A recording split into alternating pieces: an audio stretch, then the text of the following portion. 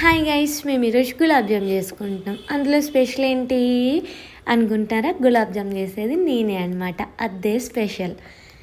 నా స్టైల్లో గులాబ్ జామ్ ఎలా చేస్తారో చూసేయండి. ఫస్ట్ గులాబ్ జామ్ మిక్స్ తీసుకోవాలి. అందులో పచ్చి పాలు యాడ్ చేసుకోవాలి. ఆ పౌడర్కి సరిపడా మిల్క్ యాడ్ చేసి దాన్ని మంచిగా మిక్స్ చేయాలి. చేసి రౌండ్గా బాల్స్లా చుట్టుకోవాలి. చుట్టుకున్న తర్వాత నెక్స్ట్ స్టవ్ పైన గిన్నె పెట్టాలి. స్టవ్ పైన పెట్టాలి అంటున్నావు, పైన పెట్టి ఊరుకోకండి, ఆన్ కూడా చేయాలి. ఆన్ చేసిన తర్వాత అందులో షుగర్ వేసి సరిపడా వాటర్ వేసి పాకం చేసుకోవాలి. ఇంకో గిన్నెలో ఆయిల్ వేసుకోవాలి. ఆయిల్ వేసుకున్న తర్వాత మనం చుట్టుకున్న బాల్స్ అన్నీ అందులో వేసుకొని డీప్ ఫ్రై చేసుకోవాలి. డీప్ ఫ్రై చేసుకున్న తర్వాత చుట్టుకున్న పాకంలో ఇవన్నీ యాడ్ చేసుకోవాలి. ఇగో నా గులాబ్ జామ్ అయితే రెడీ.